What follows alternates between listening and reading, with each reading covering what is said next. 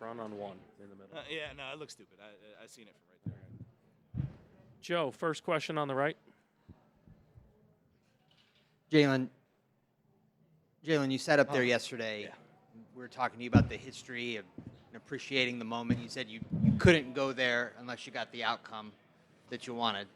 So now that you got the outcome that you wanted, are you able to sort of process like where you are in this time in history? Nope. No, not at all. I actually just had my first drink, so I'm like working on that. I think in a couple days I'll be able to like come back down to earth a little bit. But right now I'm just trying to enjoy the moment. God's been extremely good to me. So I've definitely felt that. Like coming off the court, just a lot of trials and tribulations just throughout my career, a lot of things that I don't speak on.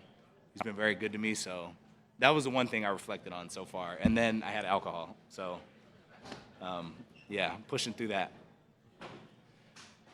On the right. Myron Patton, OKC Sports Radio. You guys have had some big third quarters before, but Halliburton had hit that three right at the end of the first half.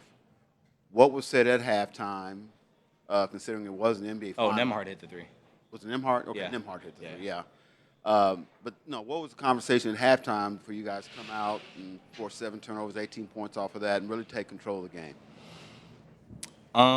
First, I want to say I hope Tyrese is okay. I haven't like looked at my phone or anything to like see what the thing is. Obviously, that changes the outcome of the game a little bit, or just changes like the dynamic of the game.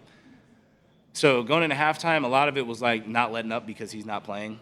And then two, just don't panic. Like when you're that close to a goal, you got to understand like the other team is feeling the same way we are, and I think that gave us a lot of confidence to go out there and just play through like being nervous and. Damn, I lost my train of thought. Oh, yeah. Like, in halftime, like, obviously Halliburton not being there, like, just trying, like, keep doing the things that were, like, getting us there all season. So playing hard defensively, trying to get stops, taking it one possession at a time. And then just as the game started to wind down a little bit, it's easy to take your foot off the gas and not pay attention. So we did a good job of, like, course-correcting the first half. And I thought our defense was actually pretty good the first half, too. So just trying to, like, maintain our energy throughout the whole game. Jenny over here. Jalen, Jenny Carlson with the Oklahoman. Talk me through those last few moments on the court for you. You went down to the far end by yourself. What was sort of going through your mind? And then to walk off, you and Mark had a long hug, I assume, sort of. You spoke very passionately about his role for you yesterday. Just kind of talk me through that whole sequence for you. It's a blur. Like I said earlier, I was just like very, very blessed to be in this situation. So a lot of that emotion definitely hit me a little bit.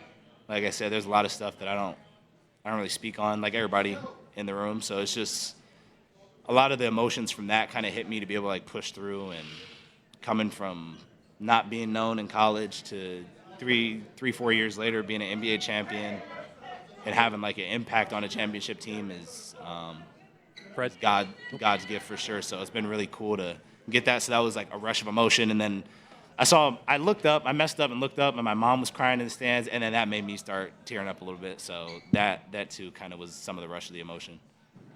Fred over here, second row. Jalen, you keep looking at that trophy in the middle of all your answers. When it was first handed to you, what is that moment of literally holding that trophy that you've heard about your whole life for the first time? Well, it's heavy. Heavier than expected? Honestly, the other one I think is like actually heavier than this one, I think. So that was cool. It doesn't feel real. Like everything, like the last like minute and a half of the game didn't feel like I was there anymore. It kind of just felt like I left my body a little bit and like just watched myself like get it and do that whole thing. It still doesn't feel real. And I'm just kind of like starting to try and like think back to the beginning of the season, and it just feels like a complete blur up until this point. But just looking at it right now is like, it's very like weird. It's a little like humbling, I think. Just have a lot of emotions with it. It does not feel real at all.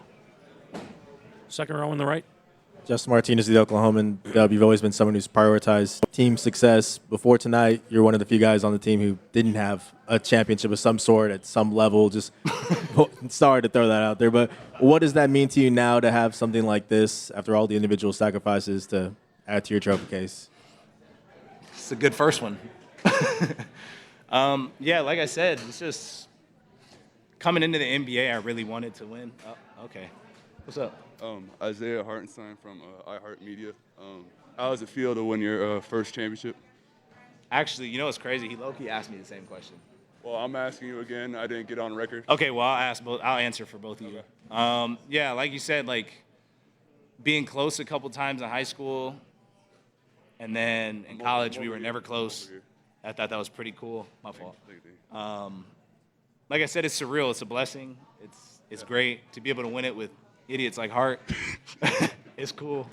But yeah, it's just a lot of like sacrifices. Everybody makes sacrifices on the team, so mine aren't like super special, but it's just dope to be able to do it more so with like this group that I consider family.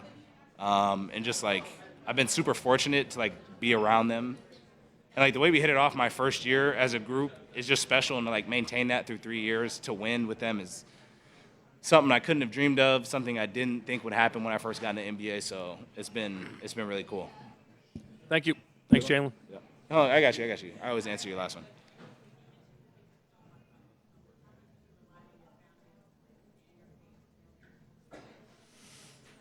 one. Definitely raised in like a God first household, so that was big for me. Kind of leaning into that. You got to trust a lot that goes into that. So I've leaned on that for sure. Me and my parents have a great relationship, so I'm super fortunate to have that. I know a lot of people don't have that, and I don't take it for granted. So I always cherish that. Me and my brother are about as close as it gets. My friends. I just have I'm very fortunate to have the support group that I have, and then I've talked about like me writing too. I think that's really helped too. Just being able to like write my thoughts and clear my mind has been big. So when you add all that together, I've been able to push through a lot. Yeah. Thanks, Jalen. Isaiah will be right up.